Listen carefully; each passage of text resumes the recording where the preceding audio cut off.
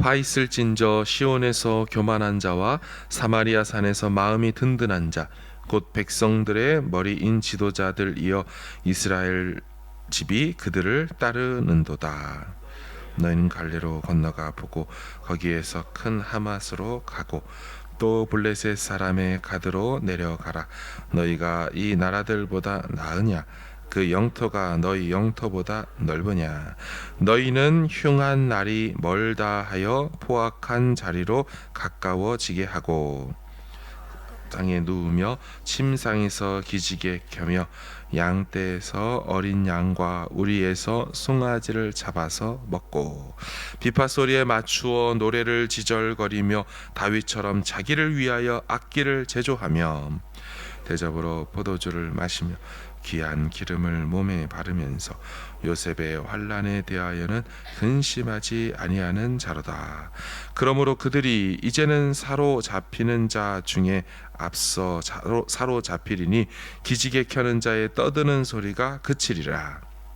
그래 여호와의 말씀이니라. 주 여호와가 당신을 두고 맹세하셨노라. 내가 야곱의 영광을 싫어하며 그 궁궐들을 미워함으로 이 성읍과 거기에 가득한 것을 원수에게 넘기리라 하셨느니라. 한 집에 10사람이 남는다 하여도 다 죽을 것이라. 죽은 사람의 친척 곧 그 시체를 불사를 자가 그 뼈를 집 밖으로 가져갈 때에 그 집 깊숙한 곳에 있는 자에게 묻기를 아직 더 있느냐 하면 대답하기를 없다 하리니 그가 또 말하기를 잠잠하라. 우리가 여호와의 이름을 부르지 못할 것이라 하리라. 보라, 여호와께서 명령하심으로 타격을 받아 큰 집은 갈라지고 작은 집은 터지리라. 말들이 어찌 바위 위에서 달리겠으며 소가 어찌 거기서 밭 갈겠느냐. 너희는 덩이를 쓸개로 바꾸며 공의의 열매를 쓴 쑥으로 바꾸며 허무한 것을 기뻐하며 이르기를 우리는 우리의 힘으로 뿔들을 취하지 아니하였느냐 하는도다. 만군의 하나님 여호와의 말씀이니라. 이스라엘 족속아, 내가 한 나라를 일으켜 너희를 치리니 그들이 하맛 어기에서부터 아라바 시내까지 너희를 학대하리라 하셨느니라. 아멘. 북이스라엘의 수도 사마리아의 상류층들을 향한 두 번째 화 있을진저 저주 선언입니다. 아모스 첫 설교 때 나누었던 것처럼 아모스 선지자는 북이스라엘의 종교적 문제 자체보다는 그들의 사회적 죄악에 대하여 고발합니다. 물론 표현 중에 종교적 문제에 대해 지적하고도 고발하지만 내용을 잘 살펴보면 종교적 문제 자체에 대한 고발이라기보다는 삶에서, 사회에서 하나님의 성품과 가치와 관계없이 살다가 그러고는 제단에 와서는 과도한 제물을 바치고 과도히 제사의식에 몰두하는 것을 고발하는 것입니다. 다시 말하면 6일간의 삶이 무너진 자들이 옷 정장 잘 차려입고 헌금 많이 하고 아멘 크게 하고 찬송 크게 한다고 해서 하나님께서 그들의 예배를 받으시냐? 절대 그렇지 않다는 것입니다. 오늘 본문에서도 그들의 삶의 행태를 보여줍니다. 4절을 보시면 상하상에 누우며 침상에서 기지개 켜며, 상아로 만든 침상에서 자다가 일어나며 기지개를 킨다고 하죠. 그러니까 얼마나 부자입니까? 그리고 얼마나 꿀잠 자는 인생입니까? 인생에 걱정이 없는 자들이니 상아로 만든 침상에서 잘 자고 기지개 쫙 피며 일어나는 모습을 표현한 겁니다. 자, 그런데 그들이 하는 짓을 보십시오. 그 4절 이어서 양떼에서 어린 양과 우리에서 송아지를 잡아서 먹고, 여러분, 어린 양을 잡아먹고 송아지를 잡아먹는 것이 문제입니까? 전혀 문제가 아니죠. 근데 이들이 어디서 그런 행동을 한다고 말합니까? 양떼 중에서 어린 양을 잡아먹는다. 무슨 말입니까? 그 어미가 보는 앞에서 새끼 양을 죽여서 먹는다. 우리에서 송아지를 잡는다. 엄마 소 앞에서 송아지를, 그 새끼를 도살해서 먹는다. 그러니까 이들은 상대를 고려하지 않는다는 겁니다. 기본적이고 도덕적인 관념을 상실했다는 것이죠. 아무리 미물이고 동물이라고 해도 자기 새끼는 목숨 걸고 지키기 마련이죠. 그런데 그 앞에서 그런 도살 행위를 한다. 너무한 행동들입니다. 근데 잘 보시면 잡아먹는다는 동물이 어린 양과 송아지입니다. 다 무엇입니까? 하나님께 드릴 제사, 제물을 의미합니다. 이후 문맥을 보시면 그들 죄악들을 고발하는데 예배적 문맥으로 계속 얘기를 합니다. 더 보시면 5절, 비파 소리에 맞추어 노래를 지절거린다. 이 지절거린다 잘 쓰지 않는데 이게 새들에게 사용될 때는 지적이다 라고 표현을 하고요. 근데 사람에게 사용될 때는요, 짓거리다. 어감이 별로 좋지 않죠. 이 비파 소리에 맞추어서 한다. 지금 찬양의 문맥입니다. 이 비파 소리라는 건 현악기죠. 오늘날 기타 소리 같은 겁니다. 즉 그것에 맞추어 노래하다라고 하지 않고 짓거리고 있다. 한글 번역 어감이 좀 셉니다. 자, 근데 원문의 의미를 보니까 즉흥적으로 연주하다 이런 뜻입니다. 우리 재즈라는 음악 장르에서 보면 임프로바이즈라고 해서 즉흥 연주하다라는 게 있습니다. 재즈는 임프로바이즈가 없으면 재즈라고 하지 않죠. 그러니까 정해진 가사는 없지만, 약속된 건 없지만 음악이 나오니 그 음악 멜로디를 들으며 즐기면서 흥얼거리는 그런 모습을 보여주는 겁니다. 그러나 지금 이들 행태가 이렇게 하고 있으니까 한글 번역에서는 그걸 멜로디에 맞춰 즉흥으로 흥얼거리다라고 번역하지 않고 그거에 따라서 짓거리고 있다. 어감을 한국적으로 굉장히 잘 살린 번역이죠. 자, 그 다음 이들 모습을 보면 5절 이어서 다윗처럼 자기를 위하여 악기를 제조하며, 지금 이들은 무슨 자신이 다윗이나 된 것 마냥 찬양하겠다고 악기까지 만들어서 지절거리고 있는 겁니다. 지금 이들이 굉장히 교만하다고 고발하는 거죠. 다윗의 삶과 다윗의 마음, 그러니까 하나님께 합한 마음, 뭐 이런 것들은 없으면서 다윗처럼 자기들도 악기 들고 찬양하겠다는 겁니다. 찬양의 본질을 모르는 것입니다.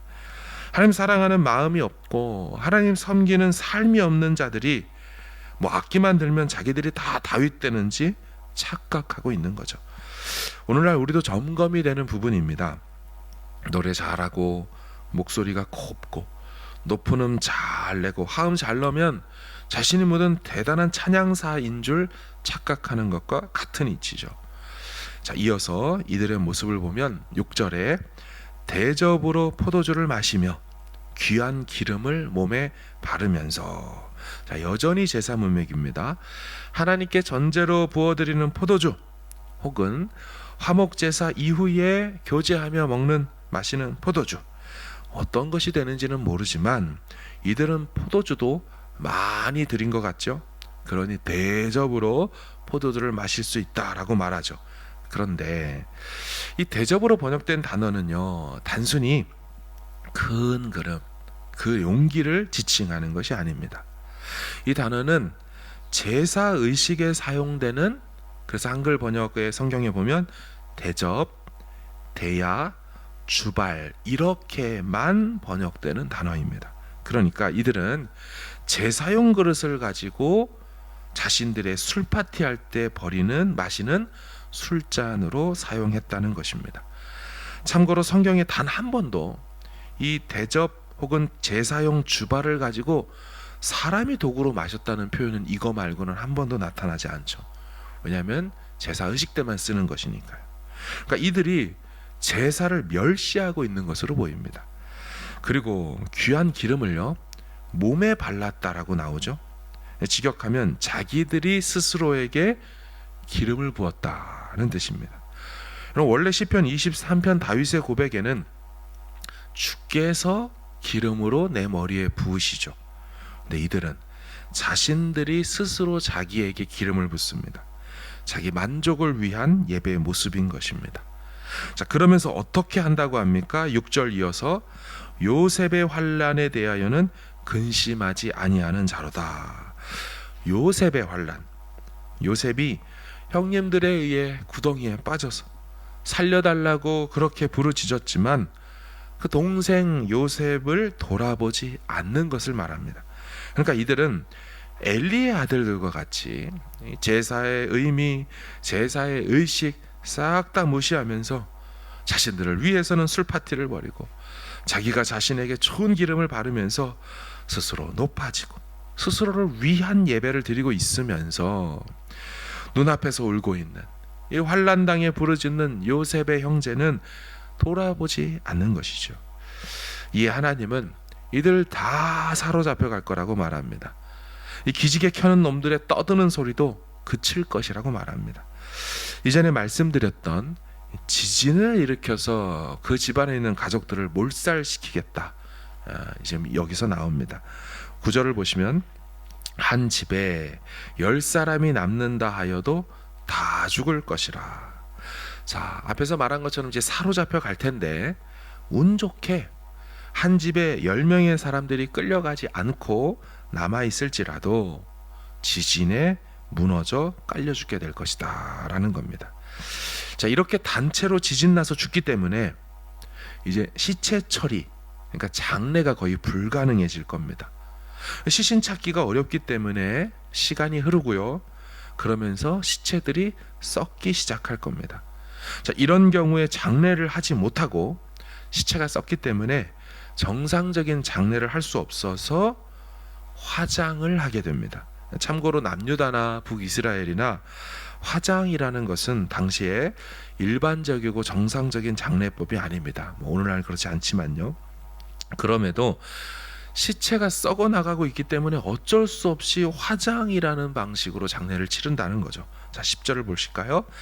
죽은 사람의 친척, 그 장례를 해줘야 될 사람들이 온 겁니다. 죽은 사람의 친척 곧 그 시체를 불사를 자가 그 뼈를 집 밖으로 가져갈 때에 이 시간이 흘러서 썩어버리는 거죠. 그래서 뼈를 집 밖으로 가져갈 때에 그 집 깊숙한 곳에 있는 자에게 묻기를 아직도 있느냐, 시신을 찾았느냐 하면 대답하기를 없다 하리니 그가 또 말하기를 잠잠하라, 우리가 여호와 이름을 부르지 못할 것이라 하리라. 그러니까 시체를 잘 찾지도 못하는 상황이 되었고 그래서 화장을 해야 되는 상황이 되었다는 겁니다. 그리고 이 같은 처참한 상황 속에 누구도 여호와 이름을 부르지도 못하게 되는 거죠. 주여 주여 이것도 못합니다. 왜 이런 일들이 일어나는 걸까요? 사회 정의, 사회 공의가 다 무너져 내렸기 때문입니다. 입으로는 하나님을 섬긴다 하면서 정작 삶에서는 횡포와 착취, 억압만 있기 때문이죠.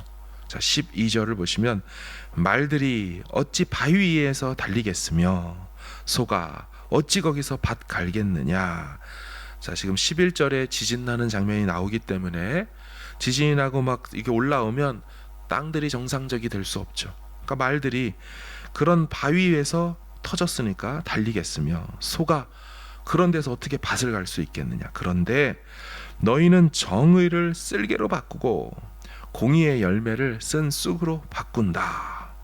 그러니까 하나님은 늘 고아와 과부와 나그네 객을 잘 돌보라고 하셨습니다.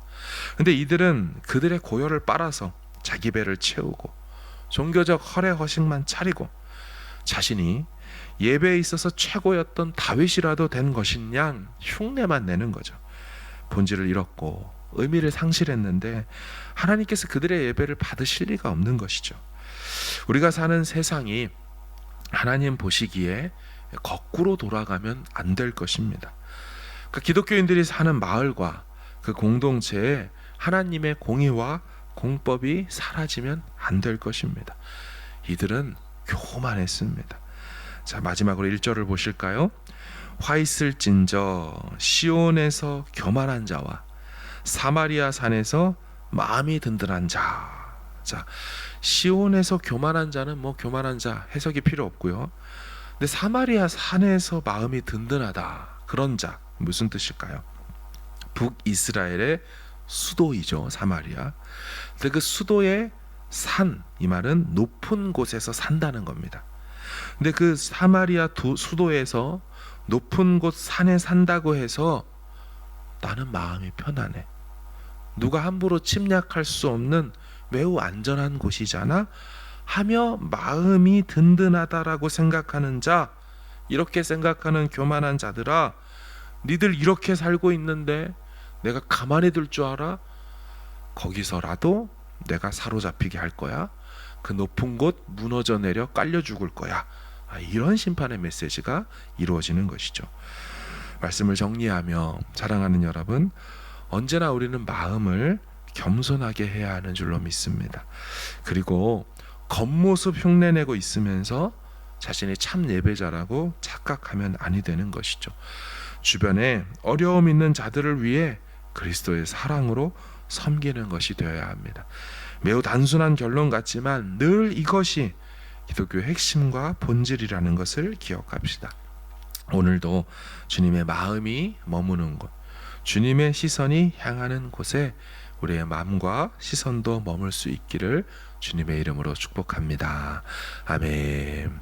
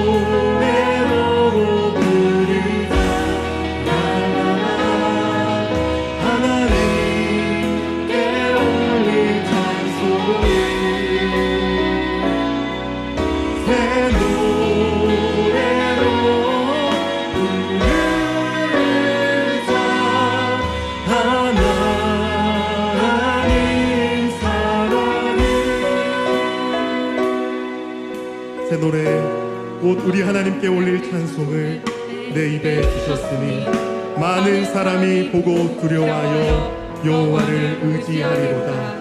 여호와를 의지하고 교만한 자와 거짓에 치우치는 자를 돌아보지 아니하는 자는 복이 있도다. 할렐루야. 아멘.